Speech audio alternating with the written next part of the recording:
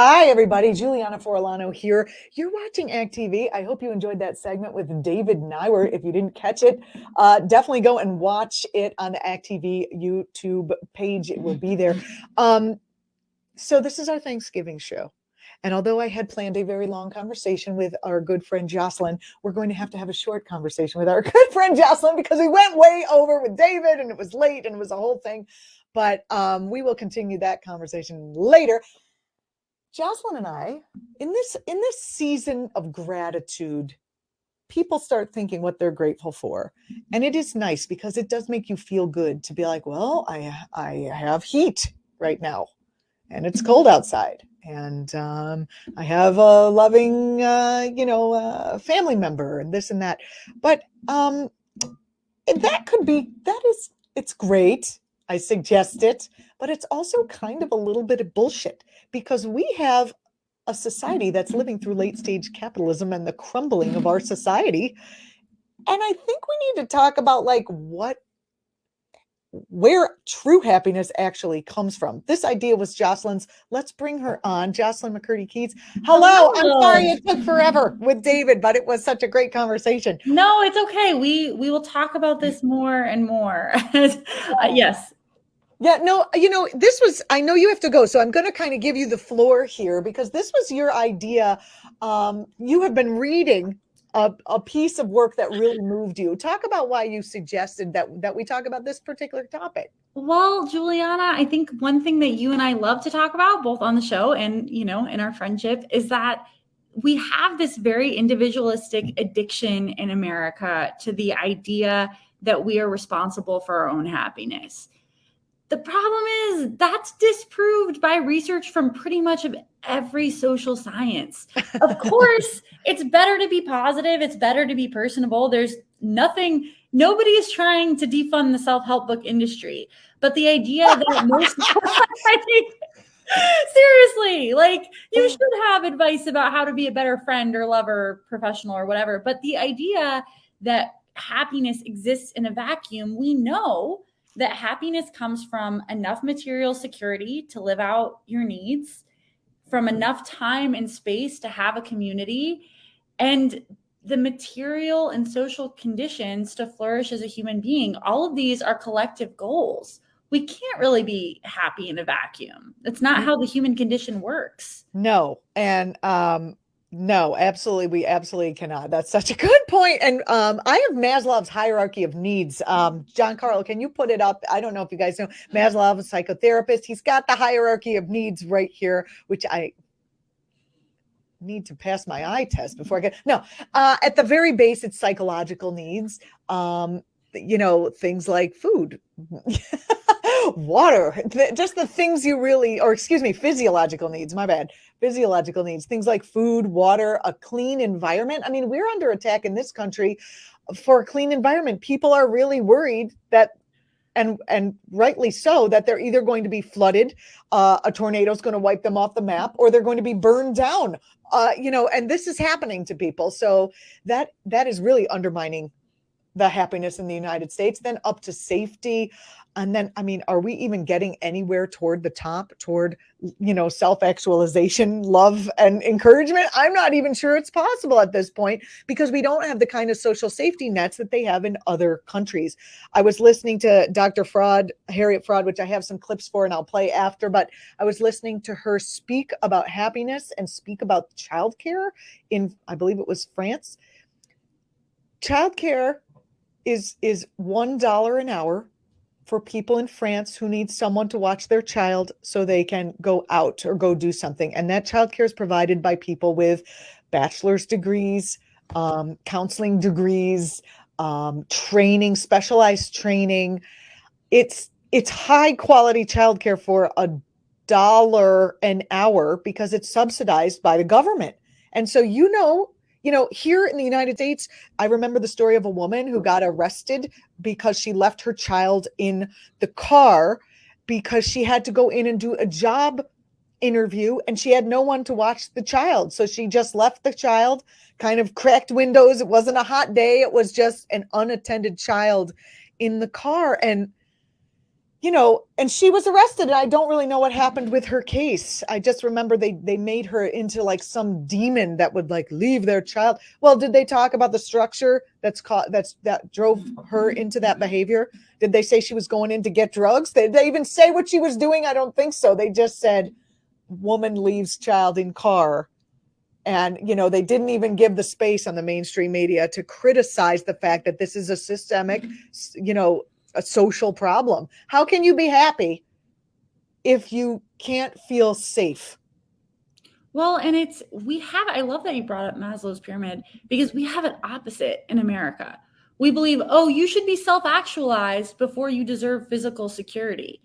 When the reality is you can't self-actualize without physical security, nor can you have flourishing relationships if you're in a materially anxious state. How does that even work? And if there is one criticism I make of a lot of the psychological discourse in this country, is it's so removed from the context of the water we're swimming in. Do you really have a chemical imbalance if you're depressed because you can't afford healthcare? Is that really like an abnormal reaction? If you can't afford healthcare? If you get a chronic diagnosis, a lot of the hullabaloo in this country is like, well, you should think positive. I'm all about that, for sure. There's a lot to be said for empowering self-efficacy and thinking spiritually and all that. But it also was not meant to be this hard. Human life was not supposed to be this financialized, complicated, lonely, alienating. These are all the byproducts of the society we live in, and the byproducts of very real policy choices that are made in a post-Reaganite world. We don't have to live like this. We're supposed to have time to spend with our families and our friends and our communities. We're supposed to have the space to be healthy and exercise our bodies and be in nature. We're not supposed to get up, work at a job till we can't see the light of day anymore and go to bed and hope we made enough to afford the basic necessities. That is an abnormal state for us to be living in. Absolutely. What other social policies do you think would help? Well, I love that you bring up childcare. Oh, yeah. So this is the book that I highly recommend. This gentleman, Dan Buettner, wrote a cover piece for National Geographic about blue zones in the world where people were exceptionally happy. And this is not a political guy. This was not a partisan investigation. He was just interested, where in the world are people most happy? And he found parts of Greece, parts of Japan, parts of Denmark, Costa Rica. All these are places where people lived close to their children and parents and had that sense of community, where he says that spending 6 hours a day with your community of social time is the equivalent of quitting smoking in terms of health benefits, because we need that. But in terms of politics, 6 hours a day, I get that like a year. Okay, right? Because in America, to spend time with our community, it's like, let's get brunch. And it's this big thing and it's expensive and you've got to reorganize your schedule. Well, but like communities have been decimated. I come from like the Rust Belt, and there were no jobs, and I don't live in the Rust Belt anymore. And my family lives in the Rust Belt, but not all of them. And, the community up there has just been, just spread to all four winds, because there was no work once the factories went out of that area. Exactly. Union jobs are gone. And the inverse to this book, Deaths of Despair, which I highly recommend, writes about the struggle for middle class and working class Americans right now, because we all live so far from our families, because the nature of work means people can no longer reliably find employment where they grew up. So people have to go wherever the work is. And then seeing your family, what should be just going next door, instead is a whole thing. You've got to buy plane tickets. You've got to take the kids and put them in the car. And I know some people are like, oh, my family, but because this one has drug addiction, and that one has this addiction, and that one has the other addiction, and this one has that issue, and that one has the other issue. And, everyone is sort of at the edge of their rope with no emotional space, because we've been pressed right now by the pandemic. But even before the pandemic, we were pressed way before that financially, just because of what's happening with our capitalistic society and the unraveling of the social safety net in the United States. And I mean, that's what it is, Juliana. I love that you say it like that, because it's like, okay, do we really dislike our family? Or are we living in a time that's so traumatic for everyone that interpersonal relationships have become fraught and chaotic? Mm-hmm. I can't speak for you, but the most problematic members of my family, I often think like, I wonder if they got more sleep if they would be like this. Right. Or, you know, Yeah. I mean, or I wonder if they'd had a different childhood, would they be like this? And Right. he writes about places like Costa Rica, which write policy around the idea that life is supposed to be good. In Costa Rica, they defunded the military aggressively, making it the most peaceful country in Latin America.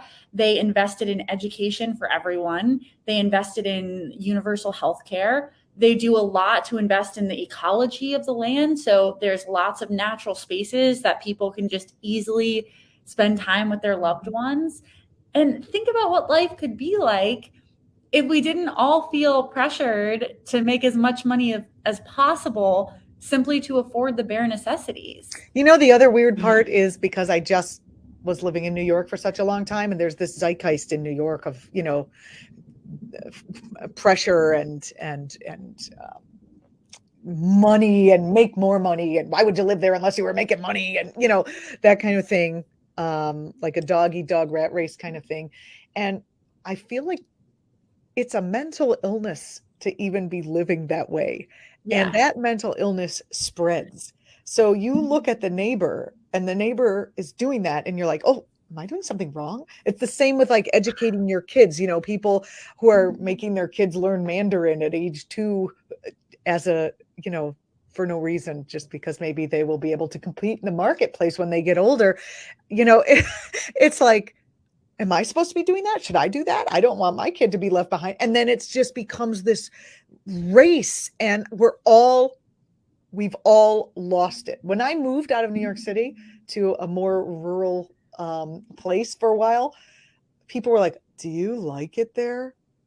You know, I'm like, I'm very close. I commute in, you know, like, don't you feel alone? I'm like, no, I'm with nature and my books. Don't you, you know, there was this idea of, why would you want to live in a slowed down place? You know, they just didn't, it was like, I got a lot of eye rolls and weird looks for feeling called to do that in my own life. And this is very strange. You know? It is really strange. I do think that we in It's like America, you terrify them when you step out of the zeitgeist for 5 seconds. Ah! I think that we're all addicted to the adrenaline, and it's a really terrifying thing when you think about it, that you have these people who profit from this mentality. Pretty much anyone with a lot of capital profits off of us being addicted to the race, because we're making more, we're creating more and more. This workaholism, boss babe. It's a very unhealthy thing when you think about it. Oh, I want to acquire as much possessions and power as possible, when that's not what makes people happy. What makes people happy is a sense of purpose, which does not necessarily correlate into creating tons of wealth, and a sense of community, which is becoming more and more difficult to create in a system which is aggressively individualistic. Perfectly said. Perfectly said. I know you are off to celebrate the Thanksgiving holiday, and I wish you have a lovely I wish a lovely Thanksgiving for you. I'm going to once you leave, I'm going to show the clips from Harriet Fraad that I was able to talk to her, but I wanted to say goodbye and not keep you from missing your flight. I will see you soon, Juliana, and hopefully we will expand this conversation the next time we talk. Because yes, we absolutely will. Thank you so much, Jocelyn. I really appreciate you coming on and being here with us. Awesome. See you Have a later, great you guys. Bye. Bye. So this is Act TV. I'm Juliana Forlano. We're talking about happiness is what we're talking about. We're talking about what makes people happy. And I had the opportunity, like on a societal level, not just like, oh, I love my dog or whatever, but I had the opportunity to talk to Dr. Harriet Fraad, and she had some amazing things to say. Here's sort of the beginning of our conversation. Take a listen. This is an aspirational An aspirational Thanksgiving, like what we wish we were thankful for. That's a very good idea. What Yes. what there's places in other countries, and you've been studying this for a long time, that are, these other countries where the people are actually happy and not living this enormous amount of discontent, and as you Right. said, the addiction going through the ceiling, And death and all those things, those and unhappy despair. things. Yes. Death is like almost a relief from I would imagine. I don't really know. And people are cultivating it through eating too much, through taking drugs, through drinking too much, and through committing suicide directly rather than indirectly through those other means. And our life expectancy is going down in America while it's going down in the other wealthy countries of the world. We're an outlier in our depression and our suppression of working people. Oh, wait, it's going up in the other wealthy countries? Yes, they're all, even Cuba, it's going up, a poor little country, China, and so on. We are an outlier in that people are dying younger in the United States. And it isn't all people, it's people who aren't making any money anymore. People who used to have solid middle class lives through union jobs in manufacturing. Mainly it's white working class people, people without a BA, are dying so much faster than they ever did. And they're also getting sick because the pain centers in the brain for emotional pain and physical pain are the same. And so that they're also sicker than the other people in the Western industrialized world. It's interesting to think about the people whose lives have really hit the bottom at around the end of capitalism, the stage in capitalism in which we find ourselves in the United States. I also find that people with the BA who are, maybe they were at the top of the middle class, but they're in the middle or the bottom now. Right. People are unhappy in the United Very States. unhappy. Very unhappy, because what makes people feel happy is being taken care of, having a sense of trust, having a sense of hope for the future. The happiest countries in the world, the first one is Finland. Well, I'll just go over the first 6 because otherwise it's boring, but Finland, Iceland. I don't want to know that so many people are happier than us. Yeah, well, they sure are. We're 19th in the World Happiness Index. I'm talking about 1 to 6, Finland, Iceland, Denmark, Switzerland, the Netherlands, and Sweden. And I tried to figure out, what do they have that we don't? Wow, what don't they have? We don't. They have generous maternity and paternity leaves. They have full reproductive rights and free abortion. Abortion in Texas is harder to get than it is in Saudi Arabia. Abortion in Alabama or Mississippi is also harder to get than it is to get in Saudi Arabia, and it's also, of course, expensive. So all of these countries have free health care, free quality child care and after school care and vacation care and maternity and paternity leaves and all those things that help you feel like I'm cared for. And so that they don't have the level of anxiety and worry and abandonment. Also, they have higher trust levels. These things are all measured in the UN World Happiness Index, which came out in 2021. And I think partly they're more trustworthy. They're more trustful because they're not bombarded by advertisements all the time where they're being lied to that some product is going to give them the joy it's not. And so they feel embattled. And because the promises of democracy in a country with 2 capitalist parties are pretty slim, and a country that's gerrymandering their votes, these promises are hollow. Trump promised that he would address the problem of runaway factories and lost jobs. They increased. Who got the benefit was the top, the 1%. And yet they still love him. They're just They still love him fine with for that. his rage. They love him for his unorthodoxy, for his saying, forget it, everything sucks and I'm the best. And they envy his bravado. They envy his flaunting his money. They, his popularity is diminishing. Doesn't help that he claims that he won an election he didn't win and that legally all of his appeals have been turned down. But it's also just that it's getting old, this claim that's been disproven. It also seems like there are other like mini Trumps willing to step into his place, even though Oh, of course. they look more respectable. You've got, not that I like any of them or think any of them are respectable, but you've got your Ted Cruz and you've got your Governor DeSantis of Florida. Josh Hawley too.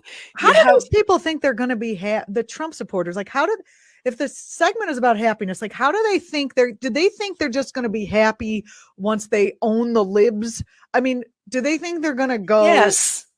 I think that they're going to go back to the 1950s when white men were guaranteed jobs that supported women and children, and women didn't leave men, and their lives were secure. Women were secure in having a status as being married to someone. Men were secure in their employment if they were white. And they want to go back to those good old racist, sexist days.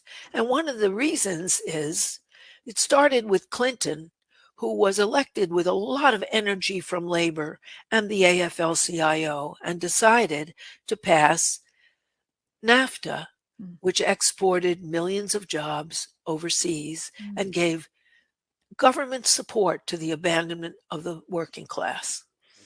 And so that they did that for corporate cash. And in order to cover his dirty tracks, his blood-stained tracks, he threw out certain benefits to women and certain benefits to people of color, so that it masked the abandonment of the working class.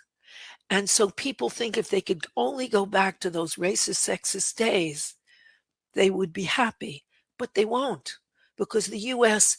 actually supported those businesses going to China, India, Bangladesh, that pay from $1 to the Chinese are paid the most, $3.19 an hour, with fewer health protections and no ecological rules. Well, they're probably not that happy over there either. No, because happiness has two components. One is a sense of being cared for, which often they're not, although they all have maternity leaves except for us, and also a sense of control over your life. China is an authoritarian state. When people did not isolate themselves during COVID, they welded their doors shut and fed them through the window. Wow. I mean, there was very little choice. Whereas New Zealand was in the top 10, and which has had all in all since the beginning 36 deaths, trusted Jacinda Ardern, the Socialist Labor Party leader that they elected by over 70%, and followed her idea. Look, we'll keep each other safe. We can't go outside except for essentials. We're in it together, folks. Let's do it together, which is pretty much what Finland, the happiest country in the world, Iceland, the second one, Denmark, Switzerland, the Netherlands, Sweden, they all did that. They trust that their elected government, selected out of not only different parties that are both capitalist, but capitalist parties, socialist parties, anarchist parties, monarchist parties, fascist parties in the case of some, but they had a choice and they feel like they have a role. And they all have voting day as a national holiday, and many of them have compulsory voting. You have to participate in the affairs of your country. And they have a sense that they can participate, they're important, and they're protected, and their children are protected with free medical care, free education, free after-school care, highly subsidized camps for the summer. And they feel like, okay, we are taken care of here. I And remember. Americans are abandoned. Oh, yes. Oh, God. I do you? Yes, I think so. God, I love talking to Harriet. She always makes me feel so much better. I mean, Americans are abandoned. We're abandoned by the government. We're abandoned by each other to run off and chase your dreams. My dream is to have a nice society. That's my dream. How do I chase that? I guess here we are. In this conversation we're having about happiness, which is a little different than gratitude. Gratitude is something we can all have right now, but general overall happiness, Harriet says, is based on a feeling of connection. It's based on a feeling of being safe. And, she describes what is happiness. Giancarlo, it's the third one, I think. Not how capitalism crushes happiness. We have that one for you at the end. But this is Harriet Fraad describing what is happiness exactly. Yes, so that they can get more. Isn't it also a false sense of, domination does not equal capitalism, does not equal happiness. So if you are a winner in capitalism, you've got the money, you've got this, you've got whatever you think, that means you have dominated other human beings and That's animals right. and other things, the earth, Right. or whatever you want to say. That does not mean happiness. No, happiness is connection. Yeah. Mental health is connection on every level. And people they connect to the other people who could afford the golf club, maybe, but not on a deeper level. And so Americans are terribly lonely and unhappy because happiness is feeling a part of all of us, which they can't while they're hoarding money and other people are on the street. Oh, do you think they actually have guilt? No. Do they see that? They just don't even notice it. It's They not think they're conscious. Well, they don't think they're happy, but they're not guilty because they think, I'm winning. I got more. Yeah. But And it winning gives isn't them happiness. satisfaction. No, it isn't. No. And they're often You never unhappy. feel better. You just feel like you want more. It's this disease Exactly. of more. Addiction is called the disease of more. You can never have enough. And Exactly. capitalism just forwards that idea that there is no enough. That's right. And also, addiction is something that you Oh, we got a little hung up here. But what Harriet went on to say, and by the way, you can see this whole conversation I had with Harriet on my YouTube page. The whole piece is up there on my YouTube page, which is, I think, the Juliana Forlano collection or the Juliana Forlano page or something. Just Google and it'll come up. But it's a really intense, wonderful conversation that I was able to have with her. She said, that addiction is actually a solitary thing that people do to assuage their own hurt, their own pain, their own to fix themselves.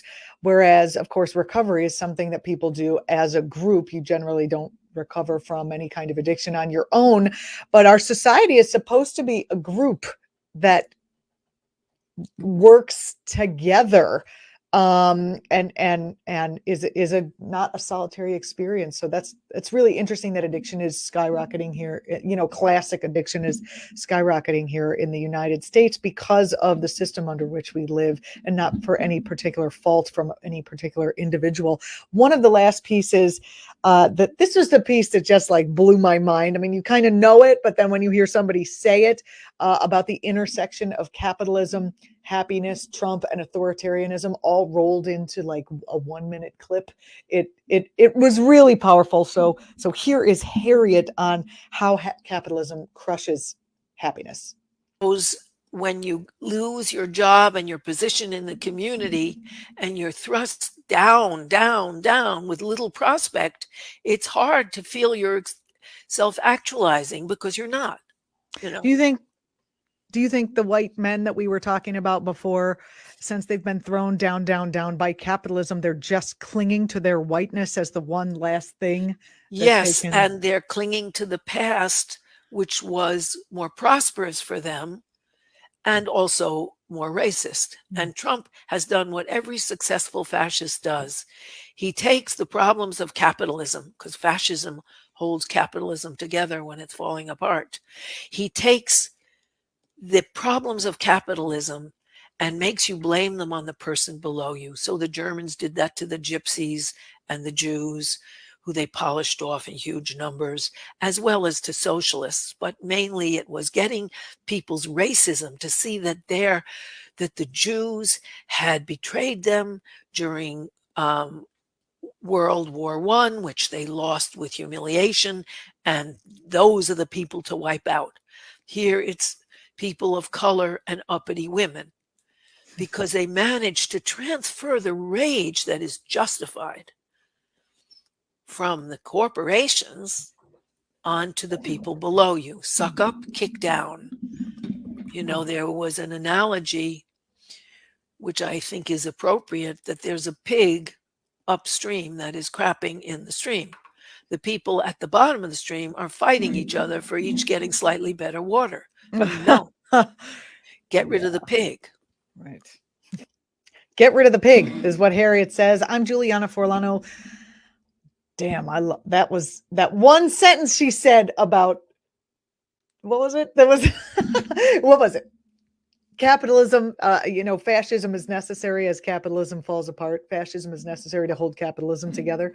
Fascinating. We just spent the whole beginning of the program talking about fascism being on the rise. And it's a really interesting way to end the program, talking about the reason fascism is on the rise is because it is needed to hold capitalism together as it crumbles, as we are here in late stage capitalism. Anyway, I'm Juliana Forlano. I might have said that. You're watching ACT TV. This is ACT Now. Thank you for watching. I hope you're enjoying this. I hope you have a lovely Thanksgiving holiday, no matter where you are and with whom you are spending it. You can always spend it with us. All of our archives are on our YouTube page at ACT TV. And I, Juliana Forlano, will see you the Tuesday after the holiday. Have a great weekend, and thanks for being with us today.